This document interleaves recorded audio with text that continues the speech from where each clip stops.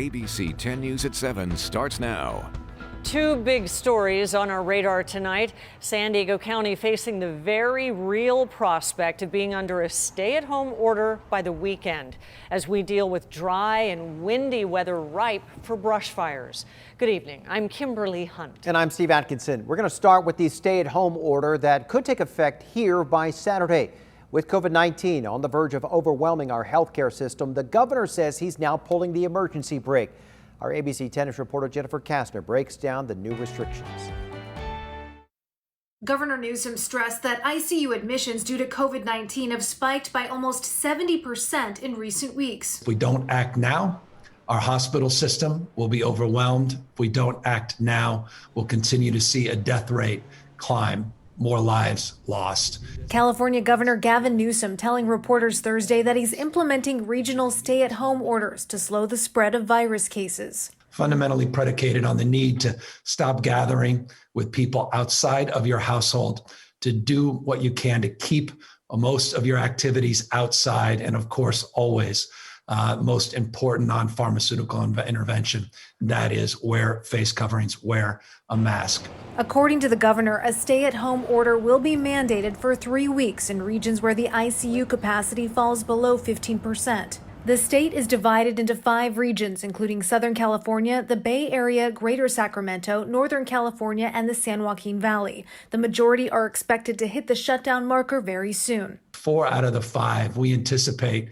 as early as the next day or two, as early or rather as late as the next week or so. Sectors to temporarily close include bars, wineries, personal services, and hair salons and barber shops. Sectors to remain open include schools that have received waivers, critical infrastructure, retail at 20% capacity, and restaurants for takeout and delivery. Thursday afternoon, San Diego County health officials told ABC 10 News that they're working to clarify the state's calculated metric, but the current projection is that our region is expected to hit the 15% mark by Friday, with the stay-at-home order taking effect 24 hours later. Additionally, Thursday, the governor announced that all non-essential travel will be temporarily restricted statewide.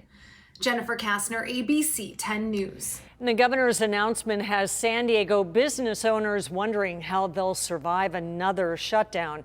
ABC 10 News anchor Lindsay Pena spoke with a longtime salon owner about what she'll do next. What does a stay-at-home order mean? Salon owner Corinne Lamb spoke with us just minutes after hearing the governor's latest plan. We kind of saw it coming. I think it was expected in some capacity. Lamb and her husband own Salado Salon in Rancho Bernardo and are stylists there as well. They've told us to jump in the water, yet there is no water and we know we'll sink. They never dreamed the same scenario they weathered in the spring would be playing out again. It's unfathomable how we can survive this way.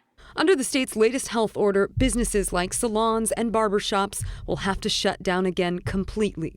Restaurants will have to scale back to takeout and delivery only. At this point, it's expected to last at least 3 weeks, but depending on the county's ICU bed capacity, could go on longer. My business has put together every protocol that we've been required to follow and then some. And, we've been fortunate and lucky enough to not have any instances that are of concern. With no financial help in sight from the government, at this point, Lamb says she can't say exactly what her plan is, except whatever it takes to survive. Yeah, I don't know what we'll do. Lindsay Pena, ABC 10 News. Some businesses have continued to operate even after the county fell into the purple tier a few weeks ago. Here are our latest numbers. The county reported another 1,500 cases today. That brings our total to 86,000. There were also another 5 deaths, bringing that total to 1,040. The Carmel Valley doctor accused of fraudulently selling cures for COVID-19 is now facing more charges. In a newly unsealed indictment, Dr. Jennings Staley is accused of lying to U.S. Customs in order to smuggle in hydroxychloroquine powder and stealing an employee's identity to submit a bogus prescription for the drug. Staley was already charged with selling fake COVID-19 treatment pack for thousands of dollars at Skinny Beach Medical Spa. Turning now to our red flag warning, some of the strongest winds that we have seen in a long time have knocked down trees and toppled tents set up for outdoor dining. SDG&E has also cut electricity for thousands of people as a precaution. ABC 10 News reporter Jennifer De La Cruz spoke with one business owner hit by COVID and now worried about fire. SDG&E has been restoring power to some customers over the past couple of hours, but there are still way more people that don't have it. That's a lot of customers without any way to stay warm on what's going to be another very chilly night. Ooh, this gusts are gnarly. Billy Joyce watching in amazement as winds ripped through his property in Alpine early Thursday morning. With strong gusts moving through, he hopped on Facebook to share it with the community. Ooh, those are those 70-mile-an-hour gusts. He's lived in San Diego his whole life, and he's never seen winds like these. Last night, we had gusts like almost up to 90 miles an hour. You had the wind and worried about your roof flying off, and then second of all, worrying about fires. As Santa Ana strengthened under incredibly dry conditions, it reminded him of watching the Valley Fire just a few months ago. If we would have had these winds, that fire would have been something different today. Fortunately, his horses and his property are doing just fine, but his catering business is another story.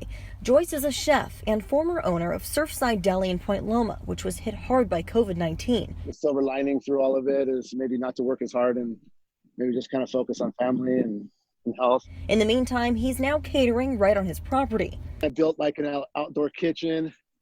This is called Dinner Bell now. You sit down dinner parties for 10 people. He's just hoping the wind and fire danger will go easy on him. A semi truck tipped over just up the way off the 8. These winds are no joke. Jennifer De La Cruz, ABC 10 News. No joke for sure. The power shutoffs are forcing school closures tomorrow in Alpine, Dehesa, Valley Center, and Warner Unified, Hamishaw Elementary, Eucalyptus Hills, and Lakeside Farms. And a dramatic scene overnight when ferocious winds overturned this big rig on the 8 in Descanso. Firefighters struggled to just walk against the force of the gale. Then they had to break the windshield just to help the man out, a woman and their dog. No one was seriously hurt. Our meteorologist, Angelica Campos, joins us now with a look at the wind situation right now. Angelica. Hi guys, yes, yesterday we talked about the potential for those winds to be strong enough to bring down trees and power lines, but certainly making it challenging on the roads as well. We had reports of winds of up to 93 miles per hour in Seal Hill, Descanso area, close to 70 miles per hour, and even Carlsbad had winds over 40 miles per hour. As we look at the current conditions, the high wind warning expired at 6 o'clock, so the strongest winds are over for now. We are expecting those winds to get stronger overnight. The areas we're watching, Alpine, Ramona, and Julian, where the winds have averaged between 28 to over 30 miles per hour, even within the last couple of hours. Most likely the winds will be picking up again overnight and into tomorrow, but it's so dry across the county that a red flag warning will continue into the weekend, and there's a possibility for more Santa Anas next week. We'll break it all down in your 7-day forecast. Angelica, we'll talk to you then. Of course, fires are on everyone's mind right now, and crews made quick work of a 3-acre fire in San Marcos today. It started just after noon around Cox Road and Sycamore Drive. There are a lot of homes in that area, but fortunately none was damaged.